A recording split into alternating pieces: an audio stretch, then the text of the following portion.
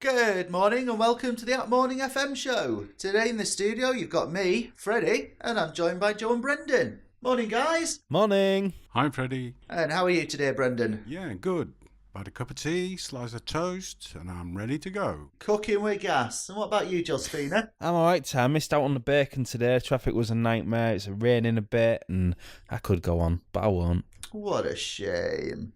Okay, so on today's show, we've got Freddie's frank discussion on skin cancer and how to spot it.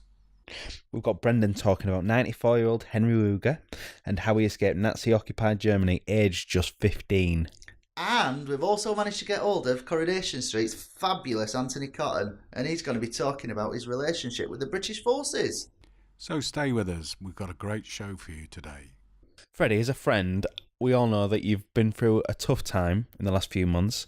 Tell us about what's happened.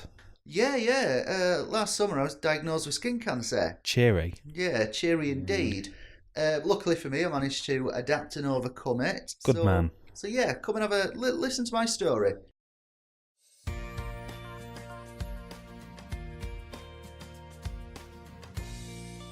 Hello, my name is Freddie Wright-Jones, and today I'm going to be discussing cancer.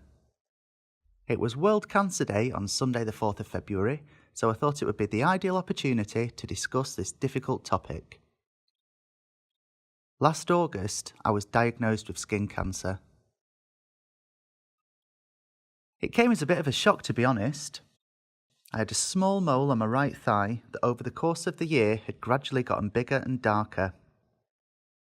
It was my husband that had noticed it change more than I had, and after several weeks of him nagging me to get it checked, I reluctantly booked an appointment with my GP. My GP examined the mole and decided that she would refer me to the local hospital for a specialist opinion.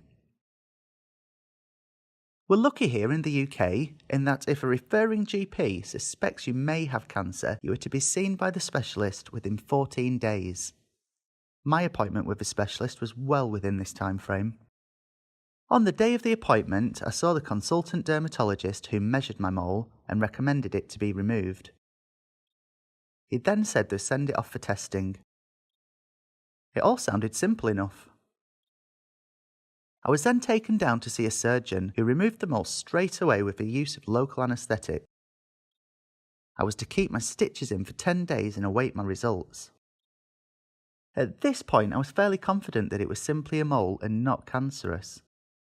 None of the specialists had been alarmed at all.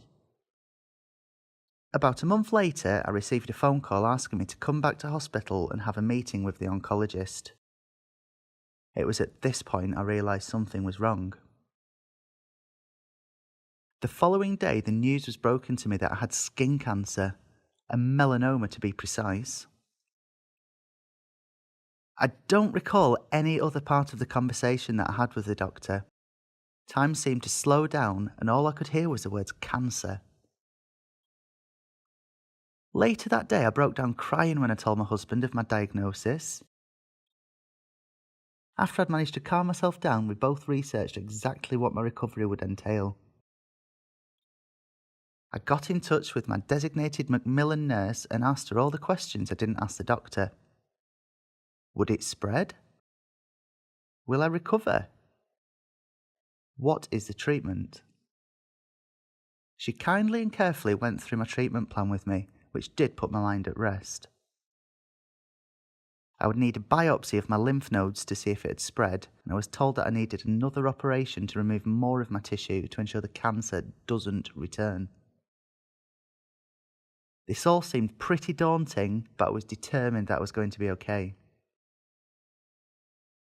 I waited a couple of weeks before I had the biopsy on my lymph nodes. I then had to wait another week for the results.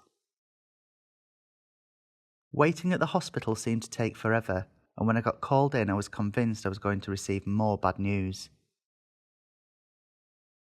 My worries were wrong. The cancer had not spread. To say I was happy is an understatement. The final part of my treatment was the last operation to remove more tissue from the cancer site. The operation went very well and I was finally given the all clear. All I have to show now for my cancer diagnosis is a 4-inch scar on my thigh. A small price to pay in my opinion. I'm proud to say that I'm a cancer survivor. I only wish there was more of us that could say we've beaten this horrible disease. The NHS have produced an easy way of checking your moles for skin cancer. The ABCDE method. A stands for asymmetry. If you draw a line through the middle and the two halves do not match, it is asymmetrical. This is a warning sign for melanoma. B stands for border. The borders of an early melanoma tend to be uneven. C stands for colour. Having a variety of colours is another warning signal. A number of different shades of brown, tan or black could appear. A melanoma may also become red, white or blue. D stands for diameter. Melanomas are usually larger in diameter than the eraser on your pencil tip. That's 1/4 of an inch or 6 millimeters, but they may sometimes be smaller when detected first. E stands for evolving. Be on the alert when a mole starts to evolve or change in any way. When a mole is evolving, see a doctor. Any change in size, shape, colour, elevation, or any other trait or symptom such as bleeding, itching, or crusting all points to danger. So please, if you notice any changes in your skin, seek medical advice. Your doctor will not feel you're wasting the time. It's far much better to be overly cautious than to ignore it. 90% of diagnosed skin cancers are fully treatable and fully recoverable, but only if caught in time. Wow, Freddie, what a journey. You must have been really worried. Do you have any tips for spotting skin cancer? Yeah, definitely. Like if you notice any changes with your skin, moles getting bigger or changing colour out, just go and get it checked out. Go and see your GP. But like not just skin in particular. If you've got any lumps and bumps anywhere, get down to the GP, get your bits out, and get them to sort it. I don't think we should get our bits out if it's a sore throat, Freddie. No, definitely not. I'm not advocating being a flasher. Brendan, you're a skier, right? Yeah, that's right, Joe. Although I do a different type of skiing. I do something called ski biking, which is effectively mountain biking on skis. It takes the strain off your knees. How did you get into that? I was taught by BLESMA, the British Limbless Ex-Servicemen's Association, but more specifically by a guy called Henry Wooger, who happens to be German, Jewish, Scottish, who is an excellent skier. He was around about 70 years old at the time, but as I got to know him, he told me more about his life in Germany and how he escaped persecution at the age of 15. Here's his story.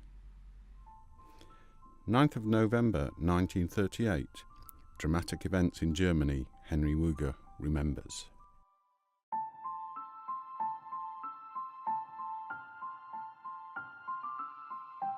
Well, Kristallnacht, we all know what happened in Kristallnacht. In thousands of villages and towns, the synagogues were set on fire. They came to your house, they smashed the furniture, they turned over the sideboards. The men were taken away to concentration camp. German Jewish men removed from their families to concentration camp, which was the commencement of Nazi-controlled extermination of the Jews. But what of the children? The Kindertransport was this tremendous rescue operation.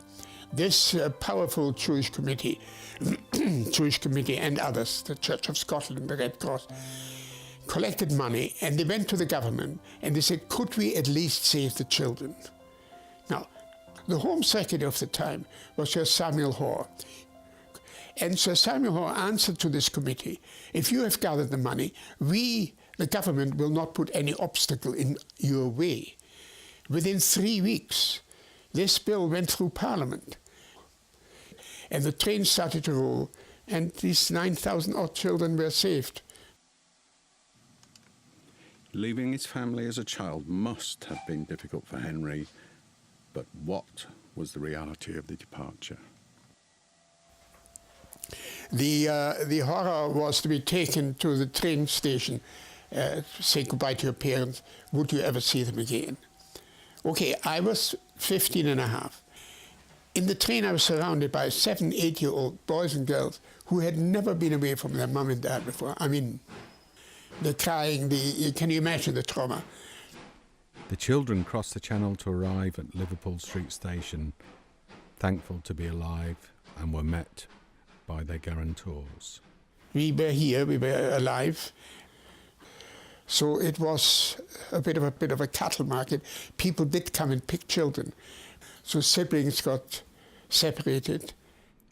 Henry went to school in Glasgow and was made very welcome. My name was Heinz, so they didn't make fun of me. They changed the Heinz to, I was called 57. Heinz's Baked Beans, 57 varieties. So that was a sort of welcoming nickname. He was very homesick and had written some letters home to his mother, which were sent via Brussels and then forwarded to Nuremberg by his uncle. It was wartime, war had broken out. Corresponding with the enemy was a capital offence. I was arrested, I was taken to the High Court in Edinburgh, and within half an hour I became a dangerous enemy alien category A. And then they didn't know what to do with me. Took me to the police station. Being Scotland, civilized country, by the way, the sergeant said, "Can you take the laddie, he's under 17. No allowed in a cell." He was then put in an underground prison with German Merchant Navy prisoners, but things then began to look up. Eventually I ended up in the Isle of Man after many camps, and I was in the Isle of Man for 10 months, and I was eventually released because I was under the age of internment, bureaucracy. But the Isle of Man for me was a powerful learning organization. It was like a university, all these academics giving lectures. While I was in the Isle of Man, I got a new roommate, and he tried to get me drunk. He tried to get information out of me, and we thought there's something not right. Of course, this was an MI5 spy. Despite all his trials and imprisonment, Henry settled in Scotland, married the love of his life, Ingrid, created a successful business. He has 2 daughters, 4 grandsons, and lives in Glasgow. Wow! An MI5 spy in this room? And what a great charity Blesma is. Talking about military charities, I caught up with Corry's Anthony Cotton, and he told me all about how he became involved with the military. Well, it started years ago. I had no direct affiliation with the military in any way, shape or form. Although my granddad, who I never met because he died before I was born, my granddad was in the Second World War. Bulford is the very heart reason why I now do what I do a decade later, because Bulford is where I met you, literally over the road. And I've forged friendships, and then some friendships turned into best friends, and then one by one I met more and more people. So my initial, I suppose, the initial regiment that I was affiliated with was the RMP. I met the Two Lancs boys through the Poppy Appeal, and it just grew from there. What interests you about the military and Afghanistan? It was just about, I suppose, so that I understood every single aspect of it and why people were there.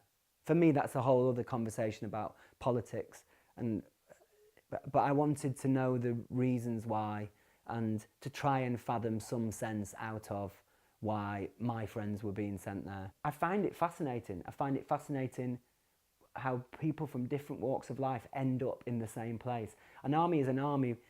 It is, in its very literal sense, it's row upon row. If you think of it as being fell into 3 ranks, it's row upon row upon row of people, line after line after line, who come from all different walks of life.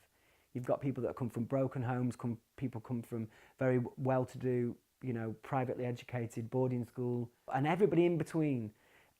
A lad from a kitchen sink council estate can be stood next to a lad who's went through, Eton. each lad thinks that they're unique and nobody's been there before that are like them. And that is the case because all human beings are unique. But you all fall into certain categories. So you've got the class clown, you've got the super smart kid, you've got the you've got the lad that is the bit of the ladies' man. You've got the fitness freak. It's like casting a play. Yeah. It's like recasting a play. When one cast goes out and they're all replaced, they replace them carbon copy almost. Why do you want to gain an understanding of the military? When someone goes to Afghan, like when you went, the majority of people, because they don't have a connection to it, if it's not a family member, they don't really have a connection to it.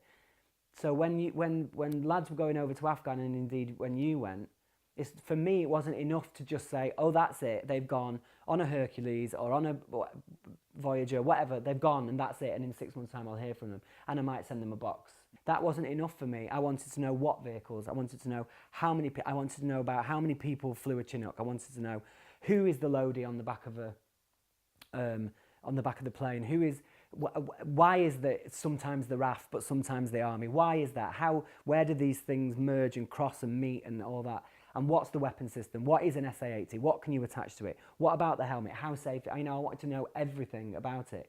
I wanted to know about mastiffs, about about jackals, and about all those different wagons that my friends were going to be in. I wanted to know about them, and because I am a control freak, that's partly it, but I wanted to feel secure that they were going to be secure. What advice would you offer to a serviceman or woman, or a service leaver? Physical clip, most people can see, it's obvious. Mental clip is horrendous because it's unseen, it's a hidden wound, as Help for Heroes call it. The hidden wounds can be so debilitating and horrific, and the biggest battle is getting people to admit and to come in and try and access the help, which I think is, I always say this, it takes a lot of guts and it takes a lot of courage, and that help is there because you deserve it. And finally, thank you very much. Thank you very much. Thank you. Don't touch me. If you've been affected by any of the items on today's show, you can always contact us on our website, fmateam.weebly.com, and someone will get back to you. We'd also love to hear your story, or if you've got any suggestions for future features, we'd love to hear from you. Yeah, well, I think that's about time for us, isn't it? Yeah, I'm quite thirsty. I've got stuff to be doing. Well, I'll tell you what, you go get the kettle on. Get the kettle on, that's always my job. You make a brew, Brendan will make a butty. Well, I think that's about it, so see you all soon. Ta-ra! Bye.